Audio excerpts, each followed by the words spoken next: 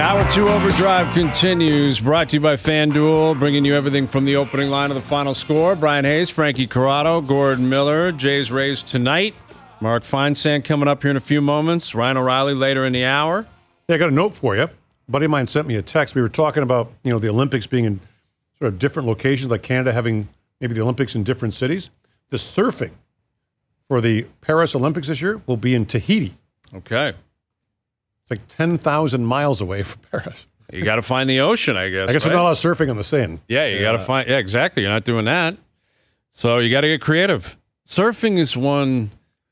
I don't know how you judge. Like, I don't know how you view surfing. Well, you know what I'm saying? Like, from a viewer's lens. Like, I understand that, like, it's an incredible feat and all that kind of stuff. What the hell's the difference between one guy and the next? Well, the wave. Who gets a better wave, I guess, is part of it. Okay, so am I watching the wave or am I watching the surfing? I have no idea what I'm looking for, and I'll be honest That's with you. what I'm saying. I have when no it comes idea. to a lot of these things, diving, some of the figure skating, Yes. like I'm like blown away. That was unbelievable. And then the score comes in, it's like 4.7 out of 10. I'm like, the hell did they How see was that that I didn't not see? the That most looked like amazing the most thing? majestic thing I've ever seen. The diving, I guess. The you can see diving's the splash, best. Yeah, right? exactly. The splash. If I see also- too much splash, I'm on my couch like that's a 2 out of 10. And- Yeah, you and suck. terrible. You're so bad. And don't be perpendicular, feet together, rotate. Yeah, but how are you supposed to watch that live? Like, I feel like if people you're who know it know. broadcasting it, you're right. And obviously, they always have former divers in there that are masters of the craft. But it's so quick. Yeah. Like, it's so fast. How it's like watching. It's no different in hockey. You can't watch a full shift. Let's say two lines play exactly 45 seconds. You cannot see everything. No, you can't. You can't. It's not possible. Trust me, as someone who calls those games. Right. Yeah. But that's the point. Like, if they all went for a change at the exact same time and I stopped and asked you, what did 15 do the whole shift? You'd say, I can't tell you what happened the whole shift for that individual player. I'm tracking where the puck went. It's a similar story with, like, the body parts, the splash. Oh, yeah. And then their the chops dive. chops like us are sitting on the couch watching the slow-mo, and you're like, look, your feet aren't I know. together. What the hell are you Like, doing? slow-mo, I think I could get in the booth. You trained for 4 years, you can't keep your feet together? Like, I could do I could be an analyst of diving if you gave me slow-mo the whole time. oh, for sure. I think I could crush that. The sports I don't like are the artistic impressions one. Because that becomes. And that's like, it's basically subjective based on what the judge I think thinks figure at the skating should time. be for distance. Like, just do a triple axel, 5 meters. See how many times you can do it. Who can do the longest triple axel? Mm-hmm. Yeah, you obviously can't do that, but they had such issues. Gymnastics, the same thing. Like, they're flying and they're doing all these different things and in they the know- air, and then it's again- where did your feet land? I'm like, who cares about your feet? You see what this woman just did? Exactly. Like, I don't care if she, That's tumbles right off the That's a mat. That's a 7. Like, Yeah. 200 people in the world can do that. Right. But that's what you see all the time. They do these crazy things, and then their feet move like just on the line, and it's like, sorry, it sucked. And then you get to know, like, there's one judge who's way more harsh than the others. That's why they knock off the high score, the lowest. Yeah, I love that. So you watch him Judge come guy. in, you're like, oh, here we go, the judge from Romania. What's he got for us here? He's just so bent out of shape. remember- He's hungover. He's like, I'm just not in the mood to be here. Everyone's getting dodged. Some sort of point here. Doing track, in London, David Moorcroft was our analyst, and he knows distance running like the back of his hands. We're doing the men's 10,000 meters, which is a long race, almost half an hour. And we're like 5 minutes. He goes, this race is over. Mo Farah's going to win it. Like, we got like 30 laps to go here. What are you talking? Or, 20 Based laps on what? His pacing? The pace. Based He knew that he could see the pace. Mm-hmm. Right. And he was a heavy favorite too. Was yeah, he not? but he knew Farah had a great last 800 meter kick, and he could tell by the pace that this is all. Yeah, that's amazing. There's basically 3 guys in that race that had a chance to win it. Although you do see occasionally, not generally at the Olympic Games, but you do see the cocky finish. Guy puts his hands up. Yeah, and someone it gets blows nipped to past the lines like, oh. I love that play, man. Those are my favorite things. Those and people that cheat running marathons. Those are my favorite stories in the world. Guy jumps in a cab. Yeah, like, I love that guy. There was a so lady. much. There was a lady in BC who kept winning triathlons, and other people were like, I never saw her. Yeah. Like, and she kept saying, because you wear a tag, you wear like a radio tag on your lace. She kept saying these tags were falling off, and she won like 3 or 4 triathlons doing this, and all the other competitors like, we never saw her. Like, remember Rosie Ruiz? She won the Boston Marathon. She took the bus across. Took the bus. That's crazy. Yeah, it's amazing. Why do it?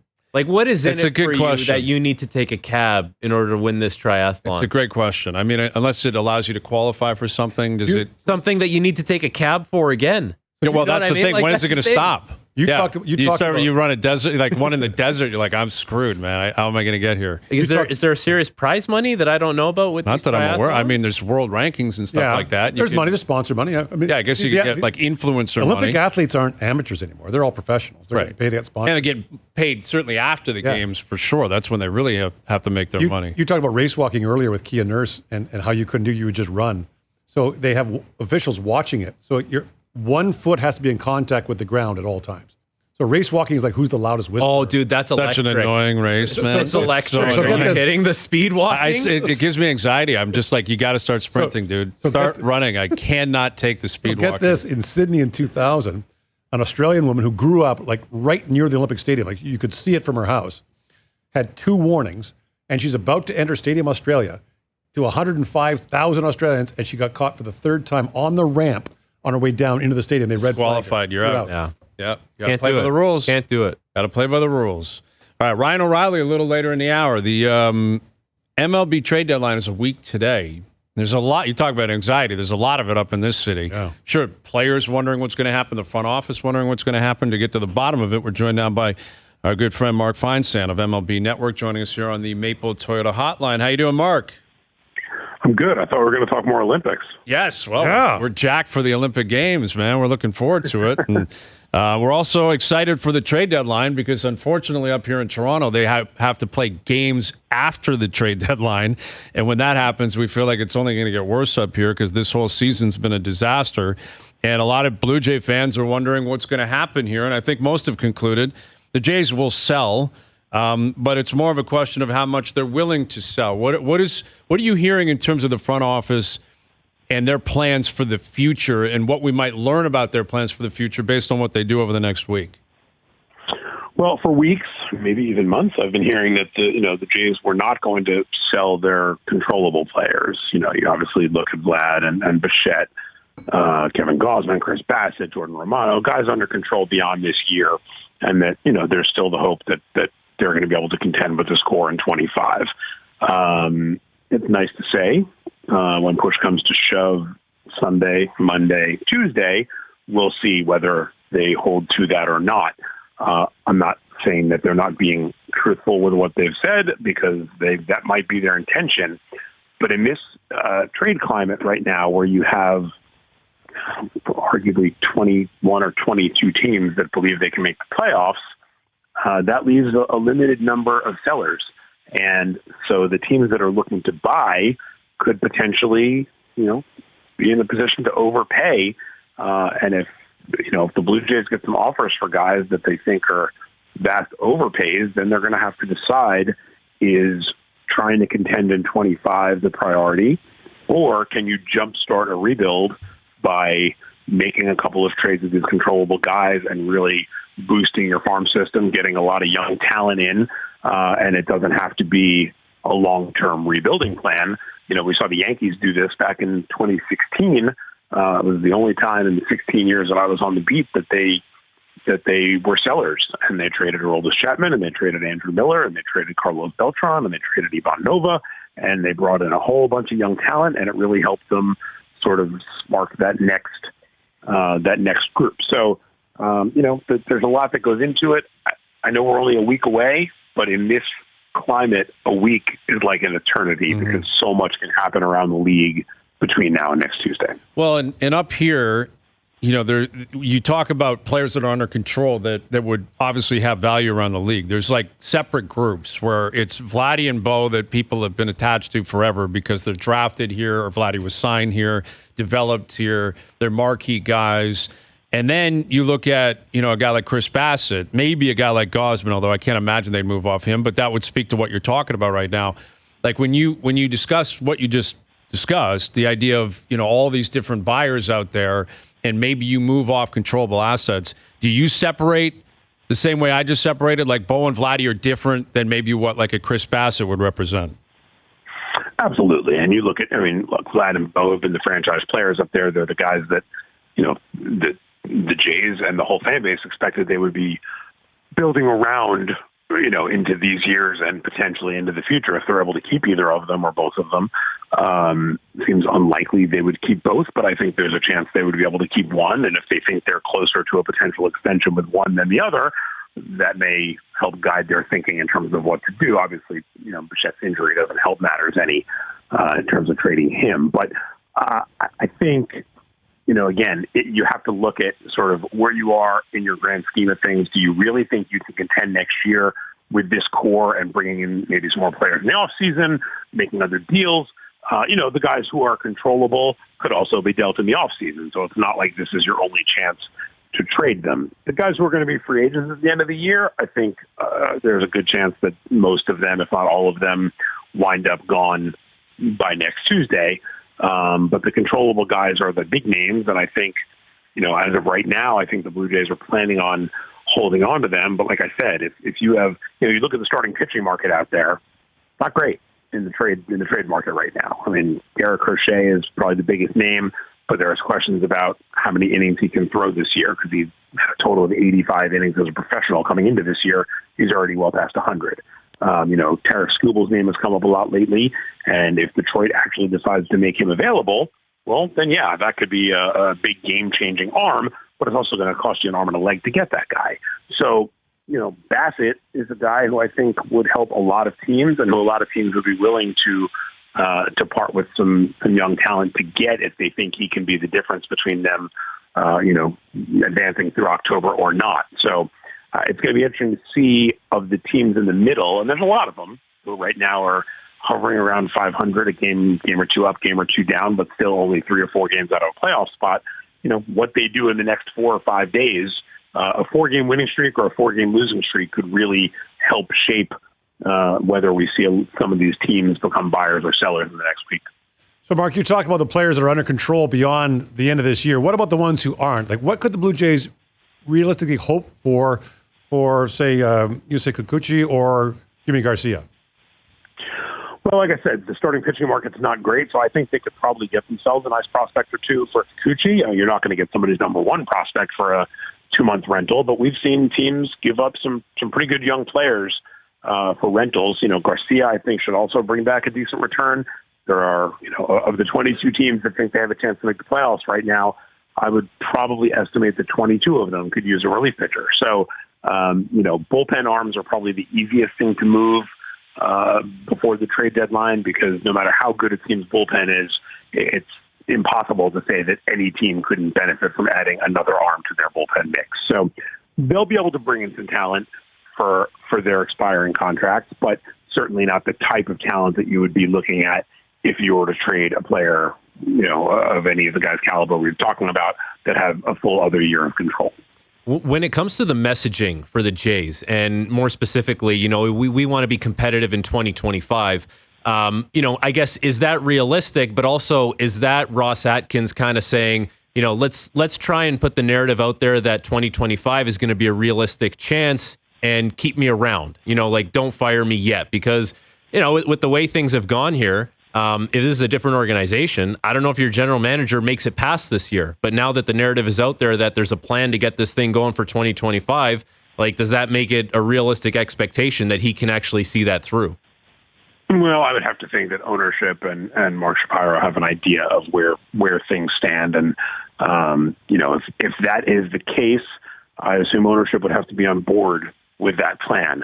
Whether that saves Ross's job potentially, I don't know.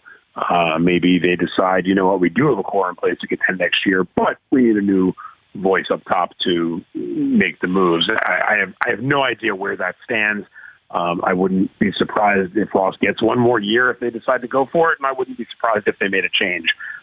Just because when you look at the landscape of the league, typically when teams have years like this after the expectations they had coming in, changes often get made. So I would never try to guess whether or not they're going to make a change in the GM chair or not. But I certainly think coming off a year like this, I don't think anybody would be surprised either way that goes. Chatting with Mark Feinan, MLB Network, MLB.com. Bo Bichette, there have been reports out there that Bo might be open to a change of scenery or open to a trade. He's got a year left on his deal. If there's truth in that, And I have to believe that Ross Atkins and Mark Shapiro would be trying to seek out how much truth there would be in that, whether they're speaking to him or his rep. And he's had a down year. He's had an injury-riddled season. He's on the IL again. I don't know when he's going to play again. But he's been a pillar of this organization for a long, long time, like we've established here. If there's truth in that, what does that mean for, let's say he's still a Blue Jay beyond the trade deadline. I believe he will be. They're not going to move off Bo. They're not going to move off Vladdy, I don't believe, between now and the trade deadline. But once you get to next offseason, it's about future planning and trying to get these guys possibly locked up if you want to keep them. If Bo doesn't want to be here anymore, does that mean it's inevitable if he's not traded between now and next Tuesday, he will be traded next offseason? I don't know that I would say it's inevitable. They have to get the offer that they feel is worth making a move. But if that is the case, that Bo doesn't want to be in Toronto beyond this year, and his representatives make that clear to the Blue Jays front office that there is no extension coming, then there are two ways it can go. They can try to trade him in the offseason and get some talent back for him going into the year that they think could help them next year and beyond. Or they could say, well, we think we're going to contend this year, and we're going to hang on to him and try to contend. And if things don't go the way they want in the first half, then of course he could be traded next summer. My hunch is if they know it's 100% or 99% deal that he's not going to sign an extension, then at that point I think you're going to get the most back for him by trading him in the offseason. But it's hard to trade a guy like him because it's hard to replace a guy like him. And if they do have their sights set on trying to get back to the postseason next year, that's not an easy thing to part with.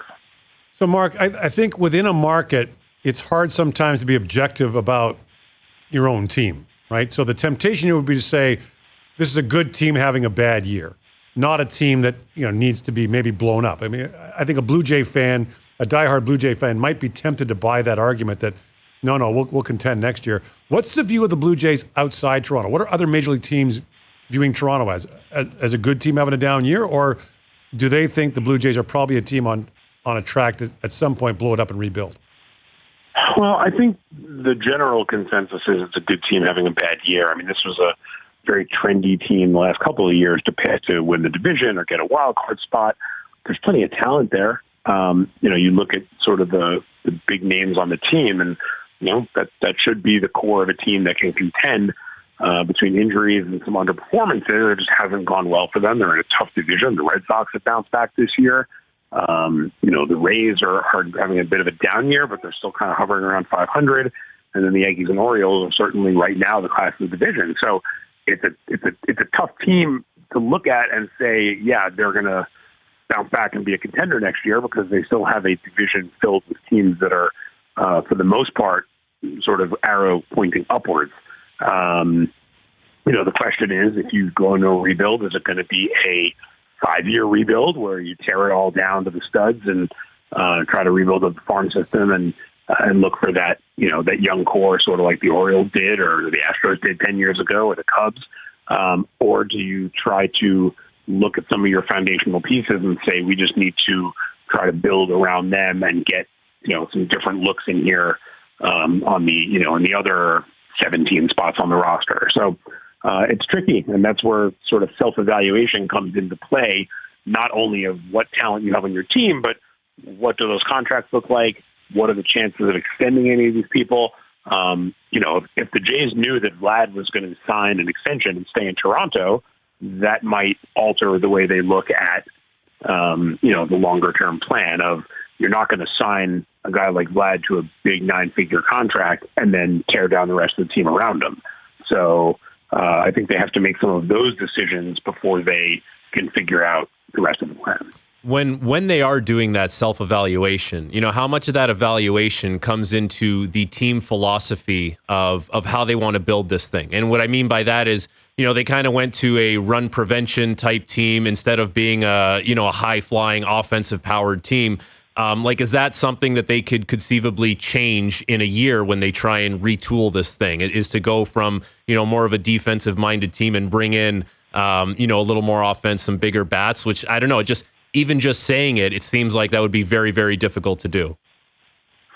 Yeah, I mean, I think all of those things come into play because that's where you have to not only look at your own team and what you have internally, but what is the free agent market going to look like next year? What is the trade market going to look like next year? When you're thinking about making additions, what kind of additions are you going to be able to make? And, if there's not a lot of high quality defenders out there, then it's hard to look at a run prevention approach. And if there's not a lot of big bats out there, it's hard to look at a let's go outslug the other team approach. So it's not as easy as just saying we want to do this, and that's the approach we want to take. The players have to be there for the taking, and that's where I sit here and go, man, I'm glad I'm not in that GM chair because that's a really tough job to do. Mm-hmm. Yeah, it is. And then you look around the division, which obviously Blue Jay fans are well aware of what they're dealing with. Baltimore's a really good team. The Yankees, good team. Boston's, in the hunt. I'm guessing they're going to be looking to either stand pat or buy because they're only a couple games out of the wild card right now. What do you see the rest of the division possibly doing between now and next Tuesday, specifically the three teams we just mentioned? Well, I have to think that the Orioles and Yankees are going to be buyers. Both of those teams have great expectations this year in terms of, looking at October and trying to make some noise once they get there. The Red Sox, I think I would put them more in the light buyer category.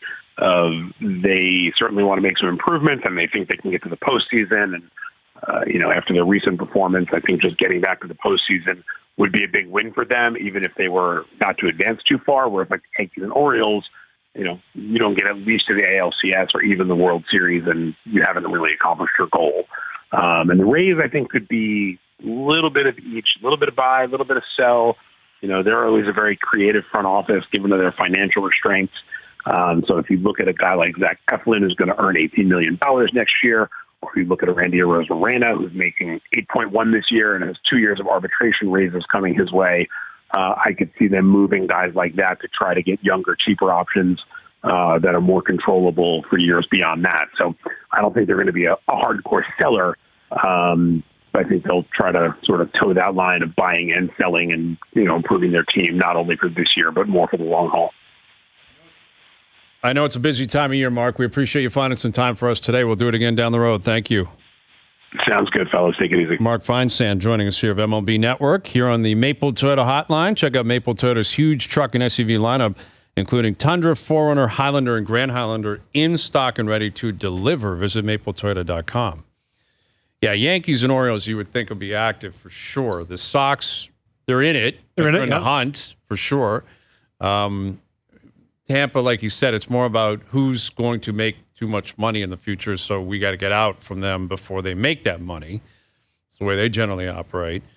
And then there's the Jays, like the odd man out in the division right now. And you talked about the division, and think about it. Like they want to contend next year. Okay, so let's assume that the Orioles, Yankees, and Red Sox are going to be the same or better next year. So there's a division winner and two wild cards in your division. There's one wild card spot for you and the rest of the American League. That's you up against the rest of the American League for probably one spot. Yeah. It's hard. It's very tough. It's tough. I mean, it's like the Leafs being in the same division, the Atlantic. I mean, it's very much more playoff spots available, I guess. But yeah, exactly. You know what you're dealing with. Like Baltimore is going to be a very good team for a long time. They have a great farm system. They have more and more kids coming. And because they have such a great farm system, it probably means they'll make trades in the offseason for ready-made players. Right, they can bolster an already They'll good trade lineup. their future and just keep building. Every year they'll get that much better. So they're not taking a step back. The Yankees are very good, but they have depth issues. But they will address the depth issues at the deadline and in the offseason. They'll throw money at it. That's all they're ever going to do is throw money at it. And the Red Sox almost feel like a little bit of found money for them this year. Yeah, like I'm not sure they came into the season expecting to be where they are, competitive as they are. And a little bit of that has to do with the Jays and the Rays not being able to put a season together. But I wonder if they look at that and say, all right, we're fine. We're not going to make a big splash. And now we have been afforded a little more time to actually play a little bit of a longer game and not have to rush things along. Like we'll see what they think. Yeah. And Tampa's having an off year and they're a 500 club. So and the Blue Jays spend $50 million a year more than Boston. And that speaks to what the expectations and their payroll were. is double Baltimore's. Yeah. And that, again, speaks to expectations. Like Baltimore expected to win the division or compete for it. Right. Boston was not. Like Boston has been, ever since that Mookie Betts trade, that ownership is despised in Boston. And they've been waiting for him to like get going again, start spending, start doing your thing. And I think eventually they probably will when they feel that they're good enough or they're prepared to do that. But yeah, the Jays have spent that much more money because they thought they were a better team. It's a shame. Hasn't happened this year. The wallet's been open for a while, and this is, this is what we got. Result. Yeah, this is what we got. All right, thanks to Mark Feinan. Appreciate that. Ryan O'Reilly coming up. We got Confirm or Deny in about an hour. OverDrive continues. TSN 1050 and on the TSN app. All right, Ryan O'Reilly will join us here in a moment. He's been working on a short game recently. How do you Played know? with him at the Pro-Am last year. Oh, that's right. Yeah, at Oakdale. Is he good? Yeah, crushes a golf ball. Yeah, as he should. Yes. Is he a lefty? I don't remember. I didn't focus on his game that much. When you're in playing the the Pro-Am, zone, man. I'm in the zone. Oh, man. I played in it a couple times. That's nerve-wracking. It's very nerve-wracking. You don't care what anyone... Actually, I'll be honest, this is going to sound so selfish. You're waiting for someone else to do something awful. That's terrible. It's a terrible thing to say, but it's true. Like when O'Reilly, a couple times, maybe he snap hook one, I'm like, all right, I just got to put this in play. And no one's going to be looking at me wondering what I'm all about because you need one person in your group to hit a worse ball than you. Yeah. But why? And you're why, off the hook. Why does someone have to hit a worse ball than you? Why can't everyone just hit great That shots? would be and have a great. Ideally, day? that would be great. People are watching. Yeah, exactly. Ideally, that would be great. I But played that's in not. Ancaster. That's just not reality, man. That's not the way it works. Years ago, I played in the Pro-Am at Ancaster in Hamilton. I hit one good shot all day. I had a good drive on 10. And there was like a lot of people around. I hit one, but I was Great hole. like abysmal. But at least I hit one decent shot when people were watching. But I think it's better if you're if you're just playing awful all the time, then it's like, all right, that's what you're doing.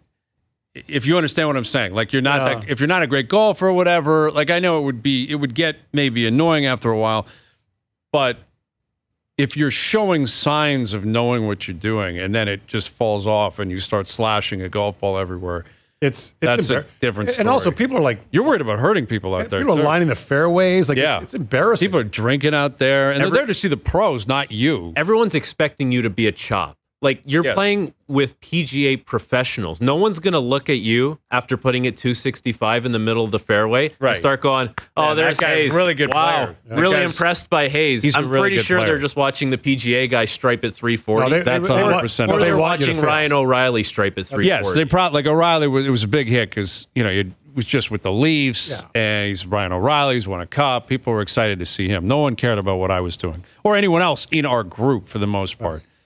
The pros, they're there to see the pros, whether it's a golfer, a hockey player, whatever it happens to be. Speak of the devil, here he is from the Nashville Predators. Here's Ryan O'Reilly. How you doing, Ryan? I'm good. Are you guys still talking about the Pro-Am? Yes, yes. It's great material for us, man. It's great. It's July 23rd, I think. Still gives me nightmares just the way I was spraying it that day, but that's fun though. I know it's nerve-wracking. Well, because people know who you are, right? When you show up at these tournaments, because you play in a number of tournaments. You were at the Smile Zone event, I believe it was yesterday or earlier in the week, and people know who you are. So, like, if you hit a good shot, it's like, all right, well, you're a pro athlete. You're supposed to do that. But if you hit a poor shot, you're a pro athlete, and you're not supposed to do that, right? Like, that's generally the reaction, I would guess.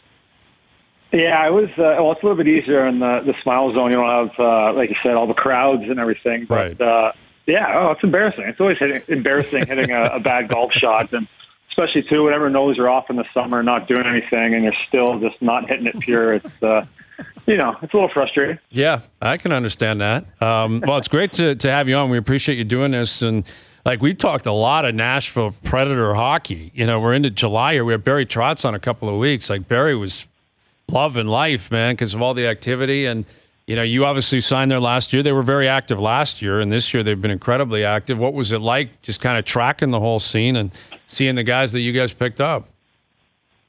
Yeah, it was obviously an electric day, and I think I said this before. It was like Christmas, but like, leading up to that, I'm just kind of like everything. All the rumors are coming through, and I'm just like, hey, to myself, I'm like, don't get too excited. Nothing's just wait till things come out. Just hopefully it happens, and it was just like bang, bang, bang. We get Shea, Stammer, Marcia. So like budget with 2, and we get Carrier done, and it's just like, oh my gosh, it was.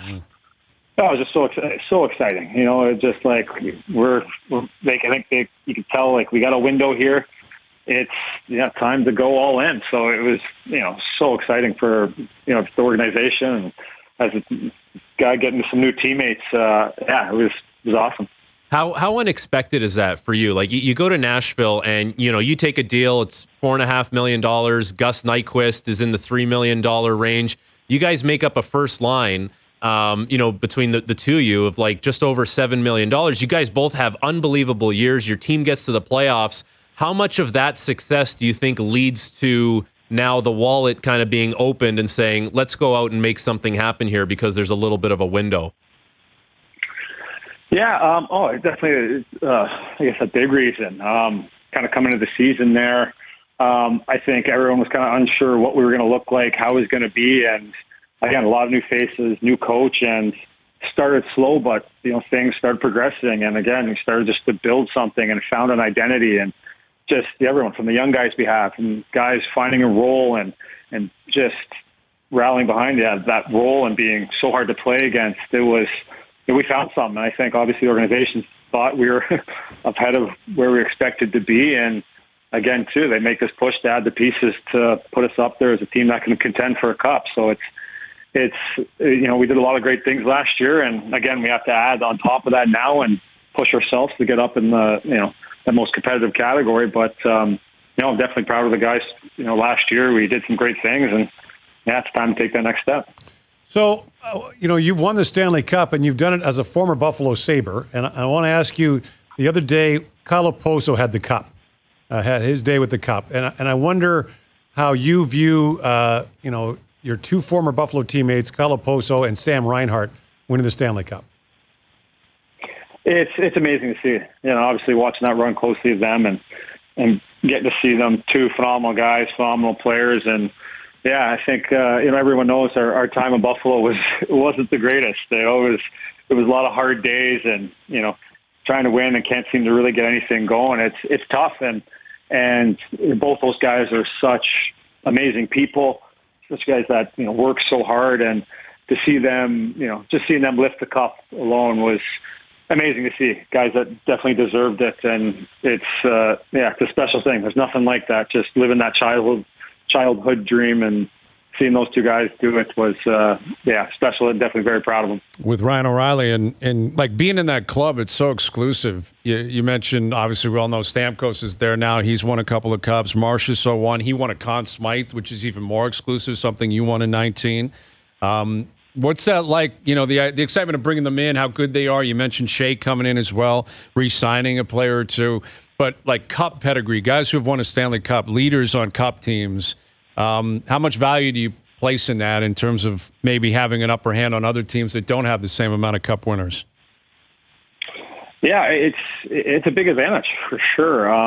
Like you said, having guys been through these tough situations and finding ways to win, it's awesome. It's a tough thing to accumulate, and just signing them, you know what these players are. You've seen what they can do, and I know for myself, getting through every situation throughout the course of the playoffs, even the season, how more comfortable I am since winning, and be able to be a voice and do the right things, say the right things, and guys like that again.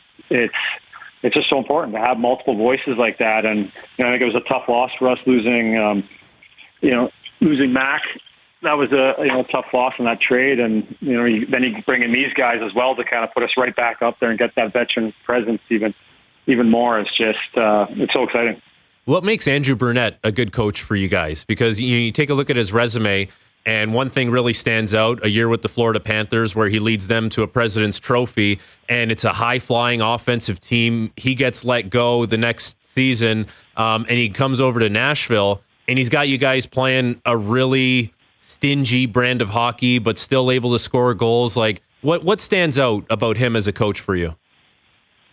Obviously got tremendous IQ, and I played against him way back in the day when I was first coming to the league. But obviously just such a smart player, and the way he's able to translate that and his system, with the coaching staff is with us and getting everyone to buy into the system and just the little details of it. I know even my end of the year meeting with him, breaking down little details of, the way I handle the puck on my backhand and being able to improve that. And during the course of the season, he's pulled me aside and, again, just simple entry on a power play, being able to put the puck in a different position. I think that sometimes gets overlooked a lot of times as the head coach, where it's just, hey, what's the system? What's doing this? But, you could tell he loves the game and loves teaching it, and having that, to pull you aside and teach you a different skill that, will help me create offense out there. It's nice to see it. It's something refreshing, and it's great to just be able to play for a guy like that can help to elevate individually, not just kind of as a team.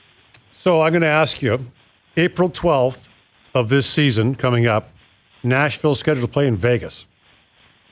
Will you guys do your best to be good the 2 weeks before that game to maybe see a concert or something in Vegas?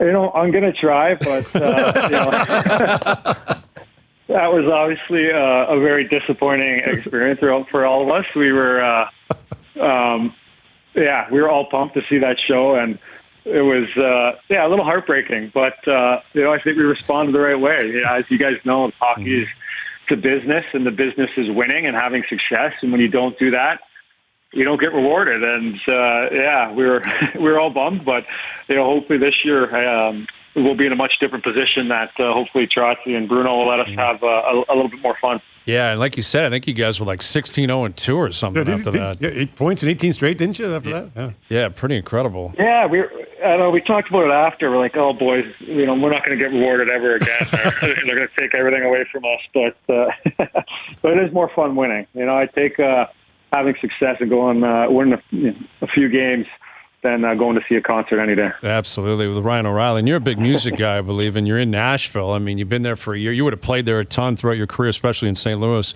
when you'd roll through there. What's that scene like now that you're a Predator? Can you cruise down Broadway the way you could before becoming a Nashville Predator, or what's it like being Ryan O'Reilly in Nashville? It's great. It's not... there's, we obviously know Broadway and how busy it is. It's nice. It's always great. You kind of head down there. We don't really, guys, we don't really head down there much unless maybe you got friends in town that want to kind of go see it. But we kind of try to stay to the outskirts where it's a little bit more tame. But, it's definitely an amazing town where, anybody you go into is great musicians that can play anything, and not just the Strip. Other bars too that are hidden around that always have good music, and the venues. People are always rolling through town, whether it's not even just country, all sorts of music. It's got just such like a fun energy to the whole city that it's definitely love it. It's a very easy town, especially for someone who's a music lover. So when you got to Nashville, did you go inspect the dressing room and the gym and make sure that there was a balance beam? And if there wasn't a balance beam there, did you make sure that there was one to make sure that you're getting the boys stick handling on the balance beam?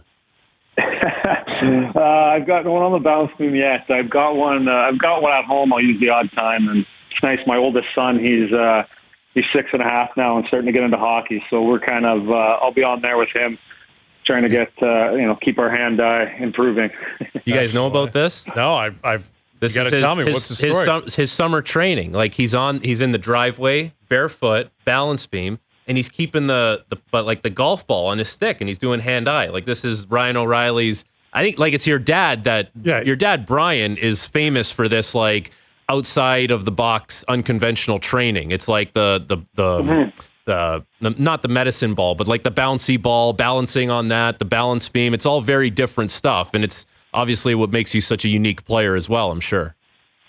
Yeah, I think one of the things as a kid, a lot of the things my dad incorporated into our training was different methods, but one of the most, I think, important things that's kind of overlooked now too is, your stick. And, when you play a game, it's a piece of your body. It has to be, you have to have, the more control you can have with it, the more of a difference you can make out there. So he always, doing kind of stick handling, juggling, a golf ball on a balance beam. That was something I think, for myself, not being a great skater, I've always had to rely on my stick, and something I think kids, especially coming up, the more you can have your stick in your hands and knowing what to do with it, it's going to help you down the road, because it's your tool. It's a part of your body. It's your tool that you use. And, my dad always just had us doing different things, and knocking down golf balls, 100 at a time, just picking them off, knocking them, touching them, getting control. Just kind of, it's obviously, especially in cities too, it's sometimes hard to get ice. You can't always get on there. So getting that stick in your hand and doing something with it is just so important. And it's so nice always. I still get the opportunity to train with my dad. And when he comes down, we can do little things. But it's always nice kind of creative way that I think has always given me kind of an advantage and helped me out as my career's been going. Yeah, that's cool, man. They're showing video of it up on TSN. No shirt. Did you send that video in yourself? Yeah, that was me. I was looking pretty good there. I skipped breakfast that day, so it was a little tighter than usual. Yeah, it's a good look with Ryan O'Reilly, and you got old school in your game, including the no visor. Where I was looking up prior to you coming on, Jamie Benn, Jordy Benn, Cassian, Bogosian, Matt Martin, Ryan Reeves. Like, there's very few guys without a visor in the league. And I don't know I'm sure you take pride in that, but do you think you could be, have you thought about that at all? That you could be the last guy to not wear a visor in the NHL? I obviously hope I play for many, many more years, but I hope I'm not the last guy. Like, when you're mentioning all those names, those guys can actually chuck them. Yes. And I can't, throw a punch to save my life. So I hope it is someone that's a lot tougher than me that should be the last guy wearing it. But no, it is funny. When I came to the league, it was like half the guys didn't wear them, and the normal, and I took it off, and I felt a lot tougher and felt a lot cooler. And it's just weird. It's so much easier to be able to play without it. But I don't know. It'd be funny if I am. But for the sake of that, for the toughness in hockey, I hope I'm not the last guy. Well, we'll see. You're certainly going to be one of the last, that's for sure, man. Like we said, there's not a lot of guys left. But we appreciate you doing this, man. We always love having you on, and I know it's a long off season, so enjoy the rest of it. And I'm sure we'll do it again down the road. Thank you for this. Yeah, my pleasure, guys. Also, too, what am I hearing this about Hazy being a bit of a fraud here? Yeah, no. you're bang on, Ryan. You know what? You're bang on. He's a fraud. It's known around the world. I'm hearing it everywhere. I don't know. I had to bring it up. Yeah, well, I appreciate that. A lot of guys are doing that now, man. We had Ekblad do it on a different show. He was on with Koliakova this morning. He's yelling out Hayes is a fraud. It's gone viral. I had a guy said to him around the world. A guy said to me in Prague at the World Championship. Yeah, I can't avoid it. It's out there. There's no putting that cat back in the bag. There's nothing I can do. So might as well embrace it, right? Might as well embrace it. The fraudulence. Might as well. Yeah. Thank you, Ryan. Appreciate it, buddy. Love it. Thank you, guys. All Take right, care, man. guys. You got it. There's Ryan O'Reilly. He mentioned, that he's not a great skater. He's had an incredible career. Over 1,000 games. Conn Smythe. And like a high-end player. Like, Frank, if you know where to go, Mark Stone, guys like that. Yep. If you know he's also one of the rare guys, sorry to cut you off there, Gord, but one of the rare players to be a second-round pick that basically stepped right in. Yeah. Like I think he went, I'm looking at it here, he went 33rd overall. So I think he was the first pick of the second round, but stepped into the league. Third pick in the second round back then. There would have been 30 you're teams. Right. You're right. I guess Vegas and Seattle weren't in it yet. So third pick of the second round and stepped basically right into the league. It was Duchesne in the first round, and it was O'Reilly in the second round. And both those guys stepped right in and played. Crazy. Yeah. And he's been a two-way, really high-end player for a long time. That's the crazy thing. When he stepped in, it was like, this guy's a pro already. He knows where to be. He knows how to play. You can trust him. And then he never looked back. Very rare that happens. You're right. And I asked him about the Buffalo thing. It's got to be difficult for fans in Buffalo to see all these former Sabres. You forgot Evan Rodriguez, by the way. I did forget. Don't sleep on Evan Rodriguez. I forgot Evan Rodriguez. But even Allmark, who he didn't win. But Rodriguez wasn't there when O'Reilly was there, was he? I can't remember. I don't think so. But yeah. It's one thing to have to have the playoff drought they have and all the stuff that's gone on down there, but to see their great former players every year. Rodriguez was there when O'Reilly was there. So Eichel, O'Reilly, Reinhart, Opposo, Evander Kane was there. Evan Rodriguez Montour's a former Sabre. He wasn't there when O'Reilly was there, but Montour's a former Sabre. Yeah, man. Crazy. Casey Middlestad, I guess it just started. Also crazy that Linus Allmark was NHLers there. NHLers are now calling you a fraud. I know. It's How does that work for your Sports Center hits now? That's a good question. I don't know if it helps or hurts. Frankie, a guy literally walked up to me in Prague. Yeah. Yeah. Oh, it's gone international. That's like I'm everywhere. trying to scale it back, and it just keeps coming back. I've had it in Tampa. I'm like Michael Corleone and we had the famous Godfather one, 3. We had the famous one in Edmonton. Yes. Like the guy didn't have his pants on. That one, I actually like that one. I appreciate that one. That guy, that's our core audience. You have no pants on in Edmonton. You love this show. That's your brand. That's our brand. All right, Dean Evason coming up. Confirm or deny coming up. Overdrive continues. TSN 1050 and on TSN 4. All right, Dean Evason, confirm or deny coming up into the next hour. Jays Rays tonight. We're a week away from the trade deadline. Continue to look ahead to that. NFL camps open really throughout the league, man. You got the CFL cooking. You got the NFL cooking. Beautiful time of year for football fans.